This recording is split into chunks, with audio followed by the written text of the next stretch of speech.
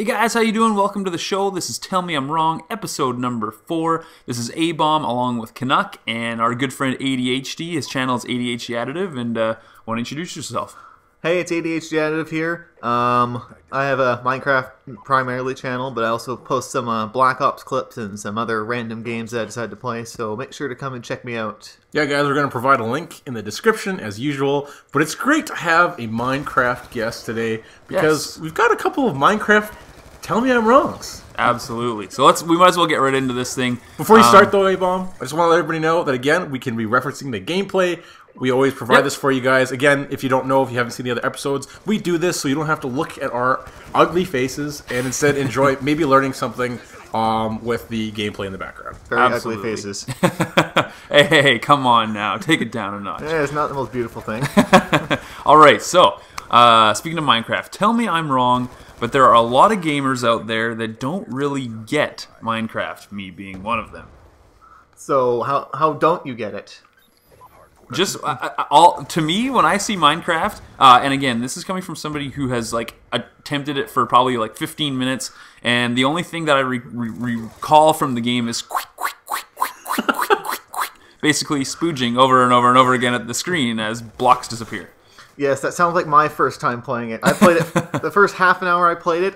I just went on top of a mountain and I broke stone blocks with my fist for like 20 minutes, and I'm like, what is the appeal of this game?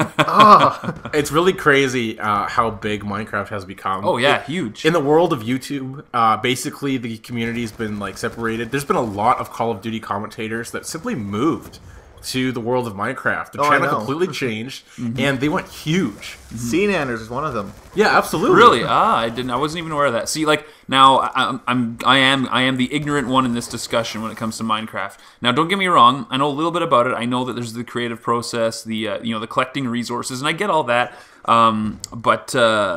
But it's definitely a segment of gamers that tends to have more patience than somebody like me. I'm definitely more of an action game type, and I've been playing video games for 25 years. And I've always played strategy games as well, but Minecraft to me it's elusive in its appeal. So yeah, I'm just curious, what gets you going with it, ADHD? Well, basically, I think of something I want to build. Like I want to build a castle, so I have to go and mine resources out, and I have to work at building the castle. That way, when I actually finish building it, I feel like I accomplished something big. Like, if I build a gigantic castle, that took me hours upon hours of mining and making cobblestone into stone, and that's just, it takes up time, and you feel rewarded at the end. See, that's the interesting thing about it for me. I have spent a little bit of time in the Minecraft world, and again, it's the ignorant part of me as far as, I walk into a Call of Duty game, I'm out there, and it's instant action, and you shoot them up, and Totally. within 10 minutes of Minecraft, I'm like, oh, okay, well, I think I've pretty much seen all there is to see. But I think we're missing the point, A-Bomb, on what the nostalgia is about Minecraft. And I think it's the creative process. Now, I don't want to insult any Minecraft player. No, absolutely not. Previous to this, as far as the creative process, I can think of games that take a lot of time when you're creating, such as, dare I say it, the Sims universe. Oh, don't even get me started on. Now, hold on. When you say Sims universe, I assume that you're referencing The Sims and not things like SimCity, etc. Which those are great games. Well, I kind of put them as a whole because for one, I really enjoy the SimCity series. For the reason why I liked it is because it took a very long time. You can be as nitpicky as you want about your city and change all the little adjustments. Yeah. And I know there's lots of people that like The Sims. A-Bomb definitely not being one of them. Worst game ever. But that universe also exploded and also brought non-gamers into the non-gamer world because they were designing things for everything. And but I think the definition of gamer has definitely changed over the years. And with like speaking of Minecraft, I definitely get the creative appeal. But tell me this, ADHD, if you didn't have a channel and an outlet for sharing your creations, do you think you would find it as rewarding, or would it be as addictive, so to speak? Well, I played it before I started doing my YouTube channel. I would go on servers and just randomly build quick houses, and it'd still be fun. I'd still enjoy everything because every single time it's different. Every time you log on to a server, you build something different. No two houses are the same unless you purposely make them the same. Like, you have to actually physically try to make everything the same. and it's hard to make. It's hard to find two things that are similar, and that's what's the huge appeal of it. No one's gonna have two of the same thing unless they've physically copied it. Right, and just like your videos, which I've had the pleasure of watching and taking a look at some tutorials. Yeah, most of what I know about Minecraft is from his channel, so go check it out. Sorry. You can have some fun. I mean, you and a friend go in, and you're basically having an adventure through different like worlds that people have created. The interesting thing to me though is you can always tell a Minecraft player from a non-Minecraft player, even though they're both playing it. The reason why I say this is because, for example, Woody's gamertag. Okay, this has been referenced. The fact that he came out and said, I don't understand the Minecraft. Like, anything about Minecraft. Yes. The Minecraft universe, the Minecraft, like, anything about it. And it was all like, okay, no problem, Woody. You're a Call of Duty channel anyway, so don't worry about it. And then, out of nowhere, he's like, you know what? I'm going to do a Minecraft live stream. Oh, God. And then, basically, I mean, the worst part is he played the Xbox version, didn't he? Yeah, absolutely. That's like 10 updates behind, and it's terrible. Well, I respect Woody for the most part. There was many times where I'm just like, dude, you're just doing this because for trying to score how views. Popular it was. And sure enough, he didn't make another Minecraft video. I think he only made a couple. But you could totally tell. Even when he's talking over his video, he's like, and then there's this, and we made this over here. And I'm like, don't kid yourself. And there's a lot of people doing that where I'm just like, look, if you don't have a passion for the game, don't play it. It's no don't ruin it for everyone else. Exactly. It's no different than any other creative outlet. You know, a true artist, and I'm not saying that gamers or Minecraft players are artists, so to speak, but the creative process of in the case of Minecraft, of creating something, creating a video, and displaying it for people, there is a reality, you know, when it comes to the passion side of things. And if you don't have it, it's no different than creating music that's formulaic or visual art that's totally formulaic. If you don't have something deeper behind it, people are going to see right through it. Yeah, and I can always respect a game that I don't like. Like, you can hate on a game, but I can still respect the audience. I truly hate The Sims, but I respect that, like you said, that it broadened gaming horizons, so to speak. And I think, you know, anyway, I could do an entire Tell Me I'm Wrong. I could probably do 5 episodes in a row about how much I hate Sims and all the reasons why. But I still respect that the developers went on a limb and did something different with that, especially the very first Sims. Well, what started it all. Another great example is Roller Coaster Tycoon 3. They took a huge leap with that game, and they made it 3D, and they made it completely different than the last one. And a lot of people use it as a creative outlet because you can build up the scenery, you can build buildings, you can build things that house your roller coasters and rides. And totally, there's Legos for big kids. A good channel for that is Aloria, and he builds amazing things that must take a good 3 months to finish. Yeah, see, and I enjoyed Roller Coaster Tycoon over and over and over again. Yep. It was definitely personal obsession. All right, let's move on here. I was talking to ADHD about the free-to-play concept. Now, there's been a couple of rumors out there, so the most interesting ones being about Crysis. Yes. And they're looking at, rumor are, that they're going to look at a free-to-play model. So release the game, you don't have to purchase it upon release, and the no doubt will be minor things in the game that you can purchase. Yeah. Tell me I'm wrong, ADHD, but the free-to-play model doesn't work. The free-to-play model works and doesn't work. It depends on the game. I think Crysis 3, they're not going to be able to put content in that people will actually feel like buying unless they make it the end of the game you have to buy.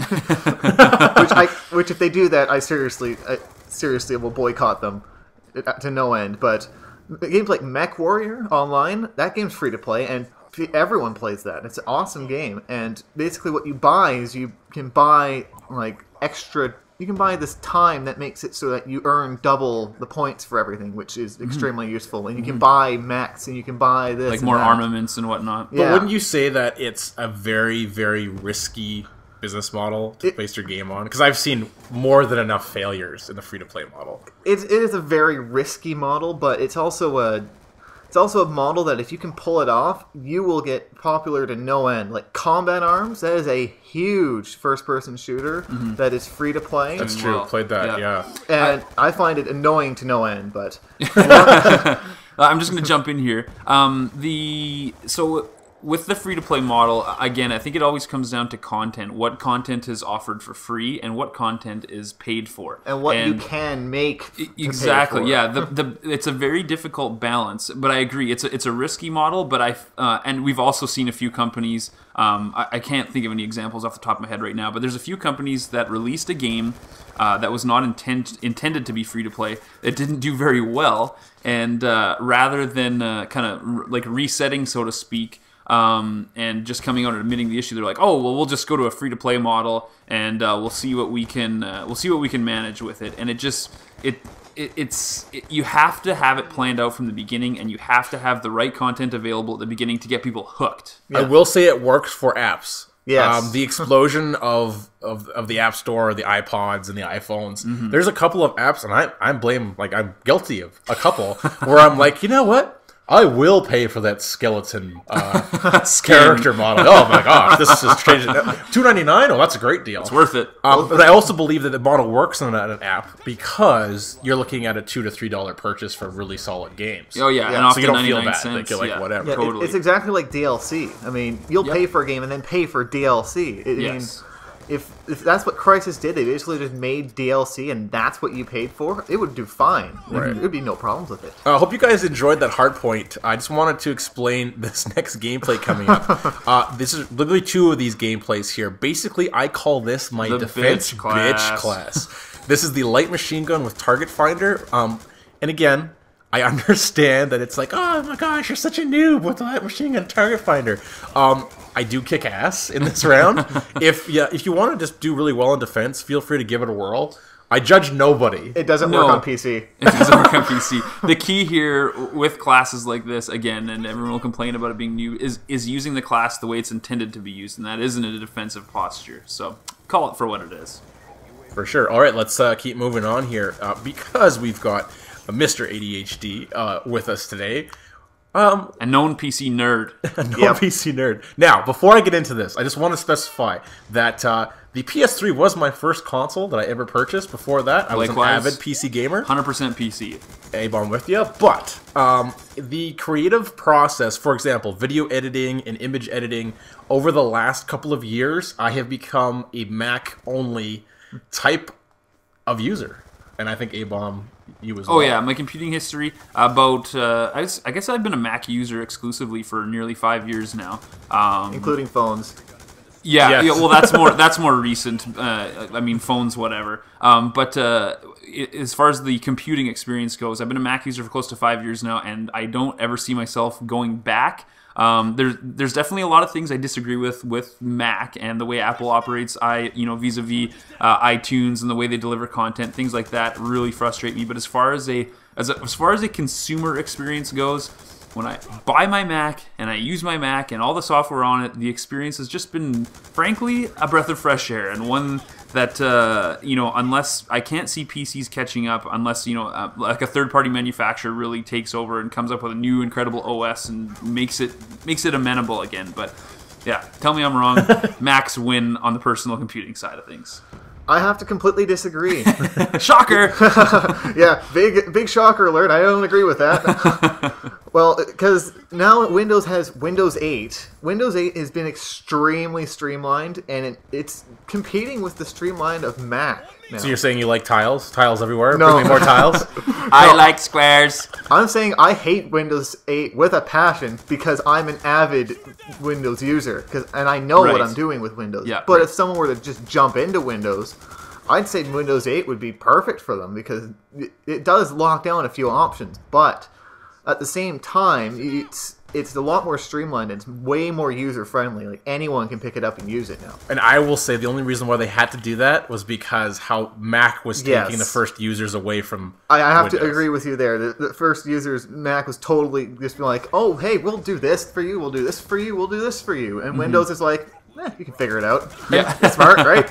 Keep in mind, everybody, I still have both a Mac and PC at home. I don't ever plan on totally getting rid of the PC. There are still some things that I like diving into, and it's no different than the Mac versus Android systems with the phones. Yeah. I've got a couple of tablets that I've had the pleasure of hacking into, changing some things up. I've got The Barnes & Noble Nook Reader, for example, I had it for a day and then changed it into an Android tablet. You can't quite do that with any Apple product. You can jailbreak. Oh, you can jailbreak, it's fairly limited on what you can do after Again, that. and those are my criticisms of the Apple Mac platform, but... they streamline it too much. They make it so you can't access certain options that you would actually want to access. Yeah, well, and it all depends on the person, right? Like, things for me have changed, and with gaming and with personal computing. Years ago, typically I would have a Windows-based PC, and I would have a Linux, Unix,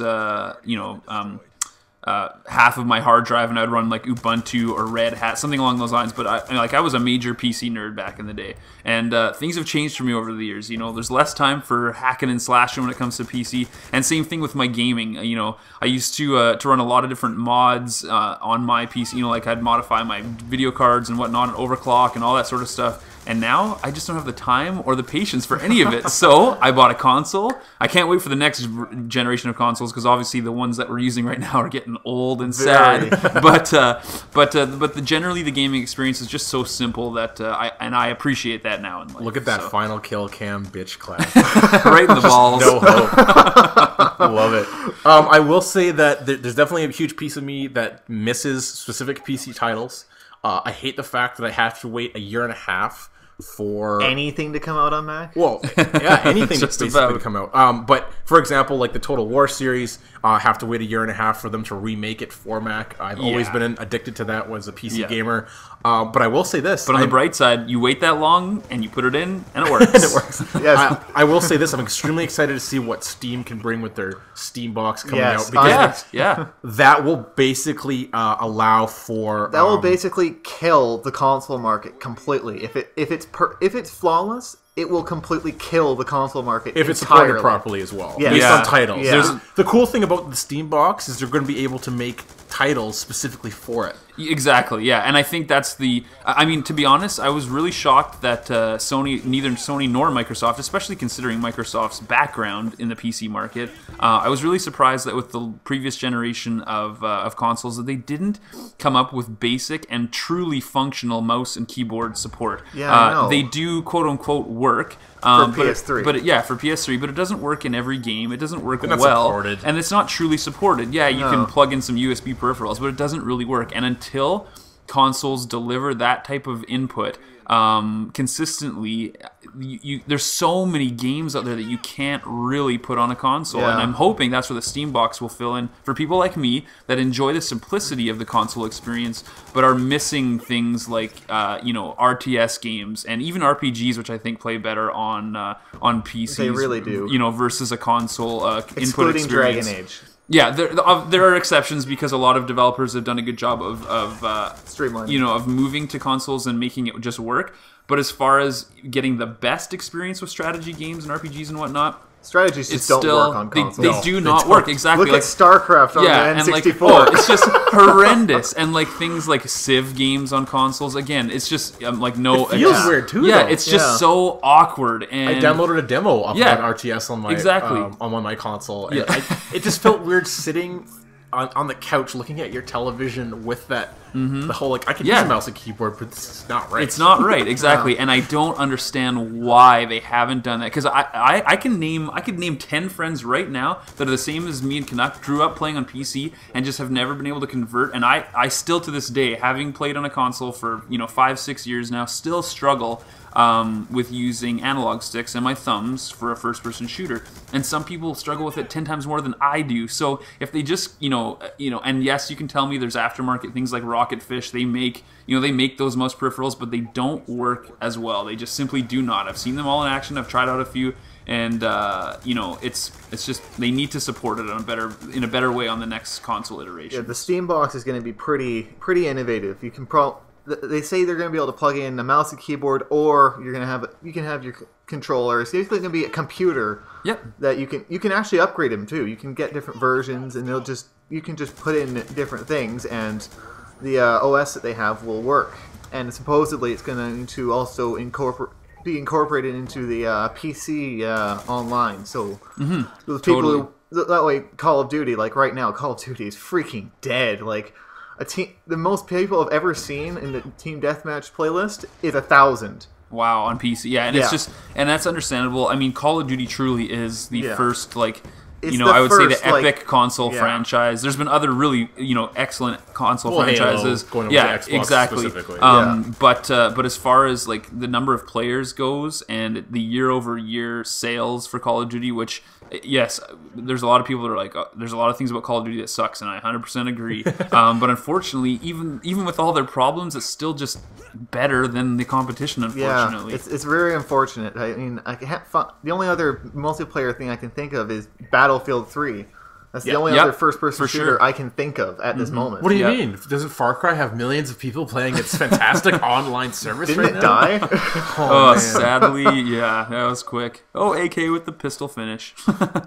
Oh, yeah, by the way, guys, AK's not here. He wasn't feeling so good, and so, yeah, he'll be back next episode. Hopefully. Yeah, no doubt. We're gonna fire him. You guys, we'll have a poll. You guys tell us whether you want him back or not. Well, that's just mean.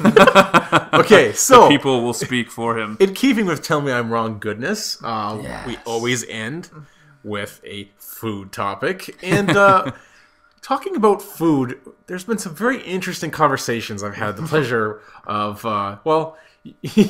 your specific foods that unfortunately your parents have purchased for you, Mr. ADHD. Yes. Please tell me about one of your worst experiences.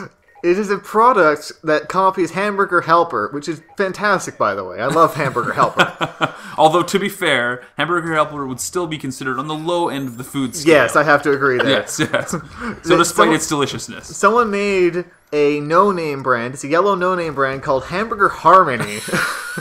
That's right, people. Oh my gosh. Hamburger Harmony. Google it. Google Hamburger Harmony. You will not be You will look at the box and you'll go, why? Wasn't Hamburger Helper cheap enough? And how good was it? I think it's the only meal that me and my entire family have actually taken one bite of and thrown out completely, including the beef. Yes, we wasted meat because it was so bad. Just ruined by the special spices. I don't know if there was spice.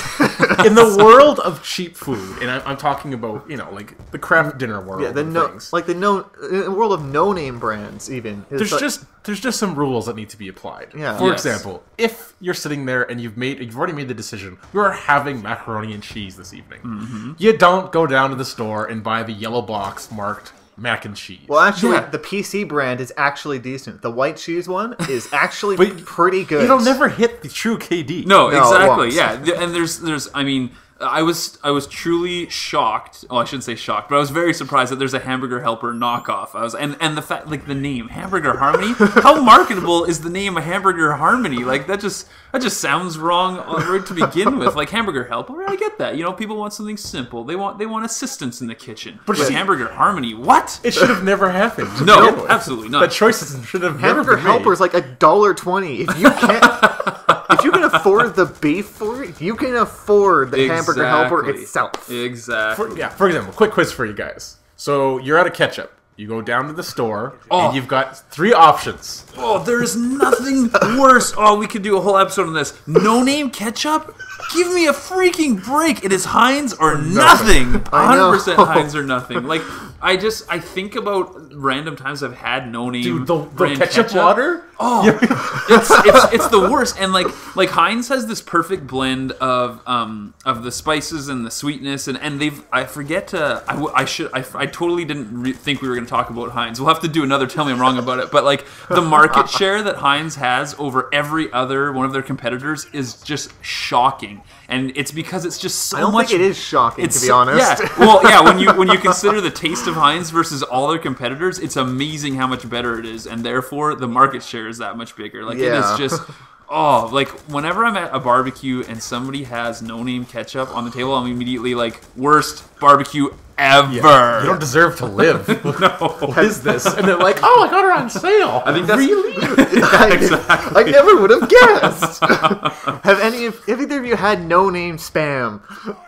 The fact that Spam has a competitor, it has shocking 2. itself. PC makes their own 2. Oh gosh. So there's basically yellow no-name brand, and then there's PC no-name brand. We need to have an entire episode dedicated simply to no-name brands. Yes, it's just oh god, well, why? If you've got something to add, just name a product that you've purchased, no name brand, And it was a disaster. well, and if you can find that hidden gem in the no name brand, oh section, yeah, I want to know about it because I want to try it for myself. Yep. I'm always intrigued by things that you aren't expecting to be good, but are. Actually, lasagna, PC brand lasagna is fantastic. Well, no, lasagna I see is in a different category, because like you said, it's PC brand. Because it's not like there's a name brand of lasagna that stands above the rest, right? It's just like there's frozen lasagna, and it's what either if good or it's not. lasagna made with hamburger harmony? Oh god! Oh no!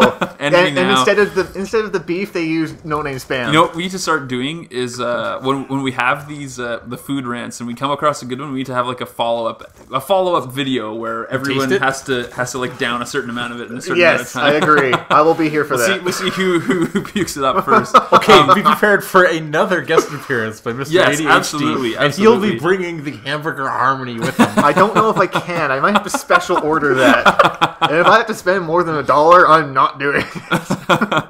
Okay, so Canuck, actually, you dropped the ball, man. That food topic's not going to end today. It's Super Bowl. It's Super Bowl weekend. We have to tell everyone our picks. And I don't care. hey now. This is just part of what we do. We're into games. We're into food. We're into sports. So we're talking about the Super Bowl. I'm not into sports.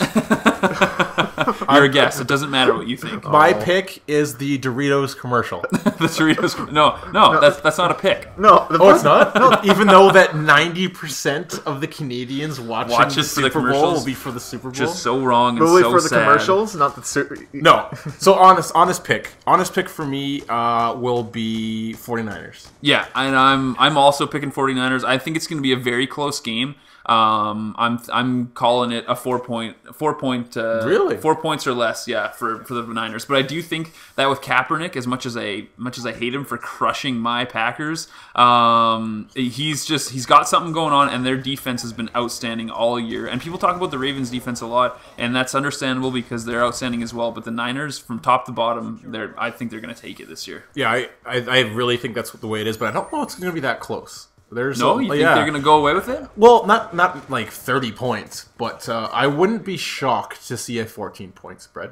Yeah, no, I mean, I wouldn't be surprised by that either, but I'm still thinking it's going to be a close one. So. Well, let's hope so, because there's nothing worse than a crappy yeah, and luckily, the last few years, there have been a lot of outstanding Super Bowls, so. I completely agree with you there. I mean, let's hope that the Super Bowl can match what these playoffs have been. Because man, I have never seen great games. Just outstanding. Unbelievable down to the last minute. Did you just kill yourself? I probably did. I missed that. We'll definitely point it out when we go through the render. Referencing more of the gameplay here, guys. Again, a simple strategy. Just give the bitch class a try.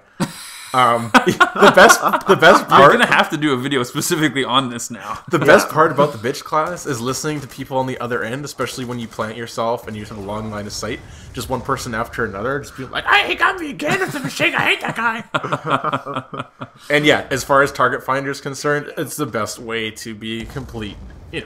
Delta Bravo. Oh, absolutely. I hate people that use the target finder, but for these couple of rounds. It was entertaining. Oh, yeah. Oh, you took out a Dragonfire. Nice. You can take out lots of air support rather with LMGs for sure. Yeah, yes. It's about LMGs are in the game with a purpose, and if you use them the right way, they can be effective. Yeah, well, that's a ridiculous thing about calling it a bitch class all the time, because, again, the guns are in the game, and I do try my hardest to try all the guns, including the Executioner. Yes, exactly.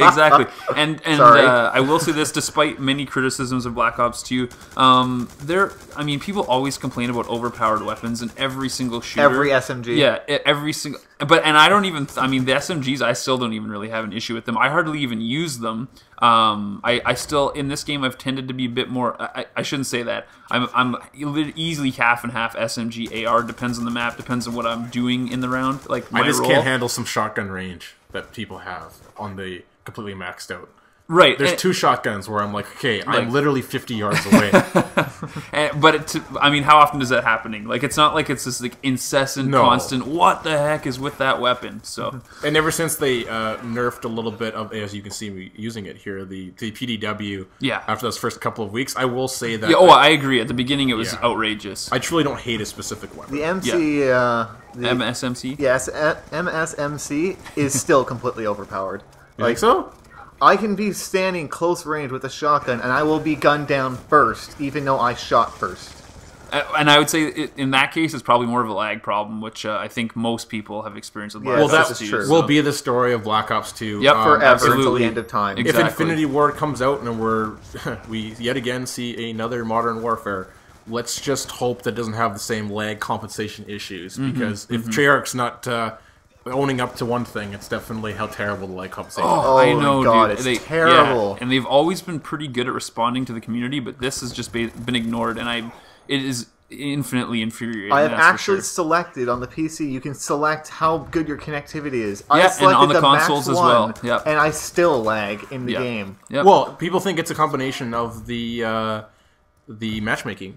Yep. Trying to find that's the other thing that bothers me. I have never experienced more host migrations. Oh, in any video game. Oh, Yeah, I not know. just Call of Duty, but any video game. And I totally agree with some people's theory that there's just simply too much going on now in Call of Duty. With the theater mode, with all the stat tracking, with Elite, Yeah, I all think that sort of stuff is just hogging the system. I think it is majorly the theater mode because it records everyone's screen at all times. So And that is it's not. Yeah, that's it's, I mean, extremely resource intensive. yeah, but it's not. It's not actually capturing video. It's just taking the information. Yes. Just so that people, if anyone, we might have confused by that. But you're right. There, you have to take a look at this. Like, come on, the COD casting are people really utilizing? I'm COD utilizing casting? it. I can actually utilize that. Yeah, I'd be curious But I'm just talking to about know what the popularity numbers are. is. Yeah, There's it's true not very popular. There's a very small population of people that truly like to do the COD casting type thing. Yeah. I just think they spent maybe way too much time on that feature. Yep. Theater mode is great. I think all of those little tools are cool, but at a point it's just like, well, you need to make sure the general mechanics of your game function properly. Yeah. Well, the general mechanics do function properly. It's just their servers are being overloaded because they probably haven't updated them since Black Ops 1.